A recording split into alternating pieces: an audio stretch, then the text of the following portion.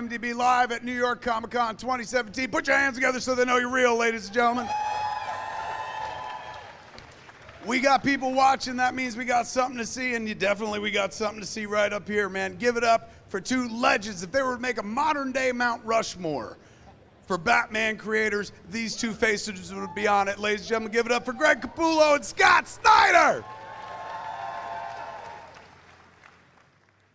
Boys, you and I have spoken before on Fat Man on Batman, my podcast and whatnot. It was a fantastic episode. For those who don't follow comics that closely, what are you doing at this show? They redefined Batman for this generation. For how many issues did you work on it? It was about 50, right? 50. Which title, Batman or Detective? Batman. Just Batman, the main title. 50 issues together. In terms of comic book creativity history of writing artist teams, is that somewhere on a record level? It's more old school for sure. You know, a lot of these young guys, you know, they jump ship frequently. You know what I mean? You get bored or whatever. But I'm an old school guy, so it just makes sense that I set down roots.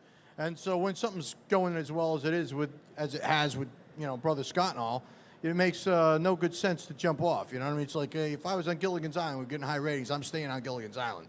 Now wait a second. You said something that I want to talk about. You're an old school comics guy.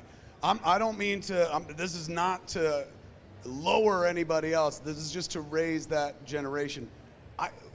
Does it feel, to me it doesn't feel like there are rock star names like there were like 70s, 80s, 90s. Is it because artists don't stay on books for a long period of time, or am I crazy? No, I do think that's a part of it because it's very easy to get seduced into like the con life, and to go around and you do a little bit of work, but then you go and you press the flash and you sell your prints or you do head sketches and you don't create a body of work, and so that might seem like a great plan up front because you could make some good money, but ultimately I don't think you build a name, you don't build a reputation, and you don't have as much longevity as if you build a body of work. So, I come from a generation with a hard work ethic, and that's how I was raised. And it always gave me the most pleasure when I opened a comic book that the creator that I was following, that I enjoyed, was there. And I could count on him being there month after month. And I was so disappointed when I would crack open a comic book and it'd be, the favorite artist that I was following was no longer there. But most of the guys from the generation, they stayed. So it was a very dependable thing. Now, it's not that way. 3 issues, 6 issues, and they're gone. So, but I think you're onto something, Kevin. I think the work ethic is not there. They don't build a body of work, and so they don't create that superstar name that they could create because there's so much great talent. But there's a superstar writer name, and you're sitting right next to him. Let me ask you this. Last season on Gotham, they started pulling in Court of Owls, right? Now, what did that feel like for you as a writer, for you as an artist? Like, you've seen every permutation of Batman you've worked on, you've followed others and played with their toys. To watch somebody follow you in a different medium and then play with your toys, how does that feel? Oh, it's just it's such a huge honor. I mean, what I was hoping was they would take Court of Owls and do something their own, and the fact that they are doing that really it's a great joy. They're a great cast. They're always talking to us at cons, asking us what we think, and they're a great bunch. So it really, there's no bigger thrill than knowing you added some tiny thing to the Bat mythos. So it goes back to 75 years of amazing stories, incredible books, and to be a part of that in any way is just the biggest honor in my life. Do you ask for props? Are you like, will you send me a mask or something like that? I was like, can we be in the back and just be like, But I don't think you watched the show. It's just like 2 owl masks with guys but. So they've been really kind. They invited us to set a couple times, but I honestly want to just stay away and let them do their thing because I love when they take it and reinterpret it. So they've been great. The reality is this, like for me, I want to draw comic books since I was 8 years old, right? And so when you want to do that, you never understand that, someday people might want your autograph or a picture with you, or there's going to be a show, or people will fly you to someplace to attend a show. None of that stuff ever comes into play when you have that goal. And so to see them make a toy or a television show, it's just mind-blowing to me. You know what I mean? You never could predict it, and that was never your goal, so it's all icing. Let's talk about, he talked about drawing. Let's talk about writing. I'm not going to be like, how does one become Scott Snyder, but how often do you write? Tell folks what the life of a writer is really like. Oh, it's so boring. My kids Include the text message of. Yeah, I know. My kids think I like go to the Batcave and meet Batman, and I'm like, "This is what you're gonna do today, Bruce." You know, and he's like, "Fight the Joker again?" And I'm like, "Yeah, you are. So do it." But no, are there any aspiring writers out there? Any guys want to be writers? Girls want to be writers? Yeah. See, writing. What it really is, it's honestly, I love that Stephen King quote. It's like, it's talent is as common as table salt. It's all the hard work.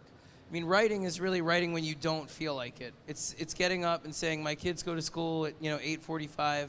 I'm gonna sit there even when I know what I'm gonna write is gonna be bad that day, no matter what, and just sit there and push through it and get to the other side.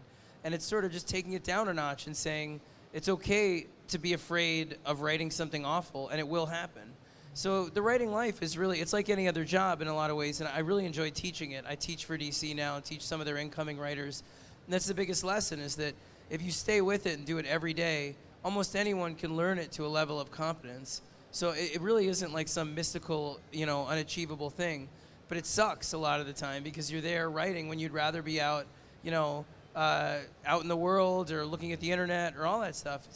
It's a job in that way. And one of the things I respect so much about Greg, and I think that one of the reasons our collaboration has gone well, is that he's the consummate craftsman, the same way. The guys, when he was telling me about how when he was young, he would go down to the train station with his sunglasses so nobody would know he was looking and just draw people. And when you love the craft that much, when you're committed to it, and you put that above, like we were saying before, making the toys or the movies and that stuff, that's when something special happens. And I'm very honored and grateful to be able to work with him on this stuff. We really, and thankful to you guys. You give us our dream job. We wake up every day so happy to go to work. So, it's just a matter of letting us, do that job where we get up and say, I get to be a writer today. I get to be an artist today, That's some beautiful real talk. Give it up for the boys, ladies and gentlemen. Before I let you go and get out of here, I want to talk about Dark Knight's Metal. Best name for a book of all time. When I saw it, Metal, I was like, that's metal. Tell folks, the uninitiated, what you guys are doing with Dark Knight. First, I'd like you to know that Scott and I had a fight for that title. They wanted like jazz fusion, No, seriously, we had a fight for that title. They didn't want it. They wanted to ape the Crisis title again, and we had a fight for it and go, this is what's cool, and this is what's fun. And I'll tell you another thing. The cover, the first one, if you saw, I took the JLA and formed them in the Devil Horns. I had a fight for that cover. And I go, I know you want the Star Wars epic JLA cover with the upshot. I go, I know, but I've seen it since I was a little kid, and so have you. I go, I want to capture the spirit of this event. And now that it's doing so well, you got Dean DiDio coming up with wigs and blow up air guitars, you know what I mean? So they finally bought into it, but it was a struggle at first, huh? Yeah, it was. And, I love that you made Batman the thumb when it's like, right, because you had the cape. Right. It's the only way. How do I make a thumb? If you're not reading, Metal is basically imagines that the Justice League discovers that beneath our universe is a dark matter multiverse where all of our hopes and fears exist. Batman discovers it first, and by looking in, what he sees are all his fears about himself. What if I actually went further and killed the Joker, and the Joker's heart has a toxin in it that makes whoever kills him the next Joker? What if, I've been softened by my friendship with Superman, and I should actually be afraid of him because he's an alien? All those versions of Batman, the one that became the Joker, the one that infected himself with the Doomsday virus to fight Superman, they live in the dark multiverse, and this villain brings them here. So Metal is all about sort of these terrifying versions of Batman coming here, opening a portal to this realm of the multiverse. It's essentially all of our deepest fears about ourselves, all of our hopes, and that invasion. So it's a lot of fun. It's over the top. It's got like Joker dragons and Baby Darkseid and all kinds of nutty rock and roll stuff. And it's Kirby Crackle on crack. Wow. It is. And honestly, the fact that you guys have supported it and it's done as well as it has, we can't thank you enough. And again, and Kevin has been one of our early supporters from when we started, dude. He had us on Fat Man on Batman. We were just starting out a couple times, so you deserve a huge round of applause. I love for everything passion. you did, Batman. Thank you. I love passion, and you guys were so passionate about the material, not just on the page, but in person. And even just now, as you both went down the rabbit hole of talking about the book, I just kept leaning forward, man. The comic book community, of course, feeds the TV, feeds the movies, but the original ideas start on the page with guys like this. Give it up for Greg and Scott, ladies and gentlemen. Thank you. We'll be back in a couple minutes with more here of IMDb Live at New York Comic Con.